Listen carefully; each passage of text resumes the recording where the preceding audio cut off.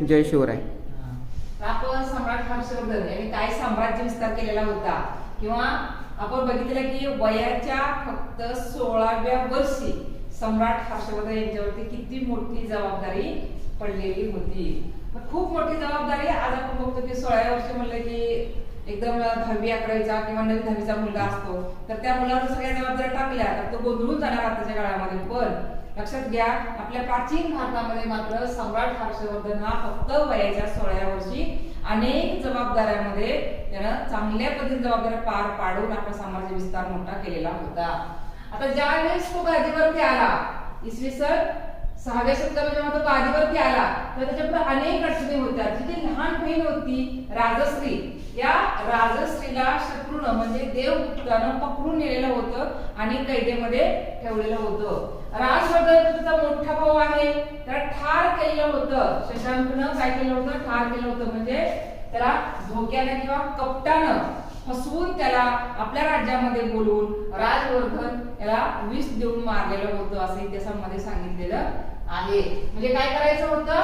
सम्राट हर्षवर्धनला बहिणीची सुटका करायची होती आणि ज्या भावाला ठार केलं होतं शशांक या शत्रूनं, त्याचाही बंदोबस्त करायचा होता.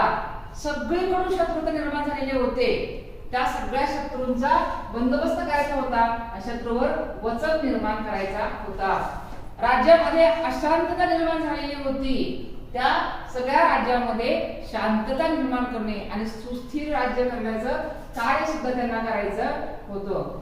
आता सैन्य विखुरलेलं होतं. लक्षात घ्या, प्रभाकर वर्धन जे सम्राट हर्षवर्धनचे वडील होते ते निधन पावले होते.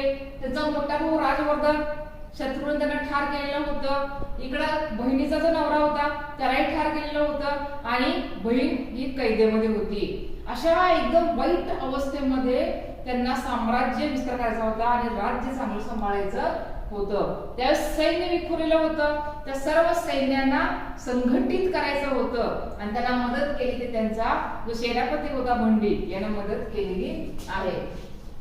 आता सर्वप्रथम त्यांनी काय केलेलं आहे की दिग्विजयाचं धोरण, म्हणजे आपण काय म्हणतो की साम्राज्य विस्तार करायचा आहे किंवा आसपासच्या शत्रूवरती वचक निर्माण करायचं आहे, तर त्यासाठी सर्वात अगोदर सैन्य एकत्रित करणं अत्यंत गरजेचं होतं. आता काय करायला पाहिजे होतं त्यांनी? तर जे शत्रूचा शत्रू असतो तो मित्र असतो, या धोरणानुसार त्यांनी काय केलेलं आहे? प्रथम कामरूपचा राजा भास्कर वर्मन याच्याशी मैत्री केलेली आहे. कामरूप म्हणजे आताच्या काळामधलं आसाम हे राज्य, त्या कामरूपचा राजा होता भास्कर वर्मन, त्याच्याशी मैत्री सम्राट हर्षवर्धननं केलेली आहे, जेणेकरून शशांकचा तिथं पाडाव करता येईल. लक्षात घ्या, म्हणजेच काय केलेलं आहे?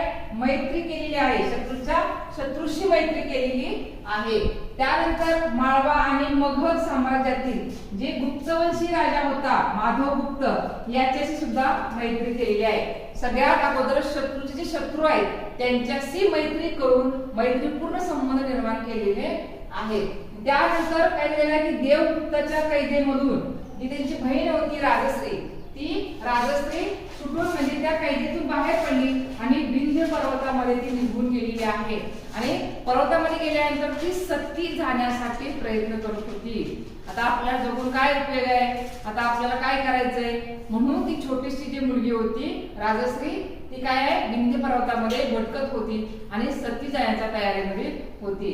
त्याच वेळेस सम्राट हर्षवर्धन याला एका भिक्षुकाने मदत केली आणि माधवगुप्ताने मदत केली. या दोघांच्या मदतीनं बहीण राजश्रीला त्याला समजावून सांगितलं की तू सती जाऊ नकोस.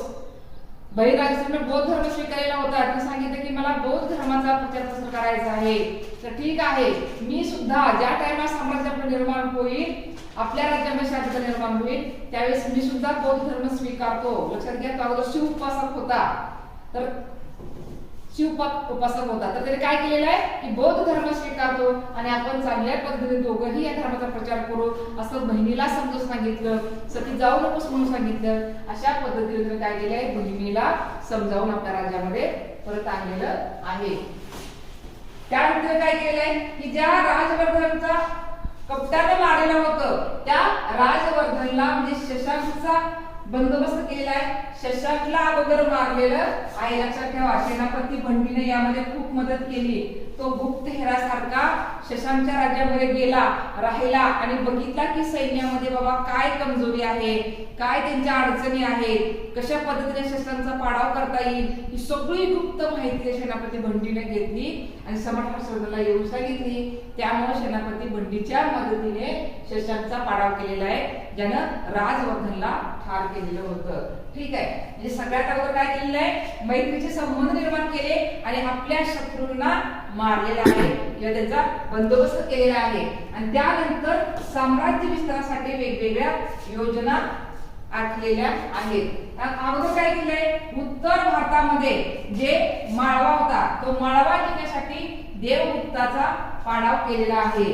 आणि त्यानंतर वल्लभी इथला राजा होता ध्रुवसेन, याचा पराभव करून आपलीच कन्या त्याला देऊन ते राज्य त्याला परत दिलेलं आहे. म्हणजे जवळजवळ सम्राट हर्षवर्धनचे राज्य होतं ते उत्तरेकडे हिमालयापासून दक्षिणेकडे विंध्य पर्वतापर्यंत आणि पूर्वेकडे आसामपासून ते पश्चिमेकडे सिंधू नदीपर्यंत असं इतकं मोठं साम्राज्य सम्राट हर्षवर्धनने निर्माण केलेलं आहे. लक्षात ठेवा. आता उत्तरेकडे साम्राज्य विस्तार झालेला आहे, शत्रूंचा पाडाव झालेला आहे. आता दक्षिणेमध्ये ज्या टाइमाला ते आले त्या टाइमाला दक्षिणेमध्ये मात्र बदामीचा चालुक्य राजा दुसरा पुलकेशी अतिशय बलशाली होता, शक्तिशाली राजा होता. ऑब्जेक्टिव्हला प्रश्न येऊ शकतो की दक्षिणेतल्या कोणत्या राजाने सम्राट हर्षवर्धनचा पराभव केलेला आहे. लक्षात ठेवा, एकमेव राजा हाच आहे ज्याने सम्राट हर्षवर्धनचा पराभव केलेला आहे, तो बदामीचा चालुक्य राजा दुसरा पुलकेशी. हे लक्षात ठेवायचं आहे.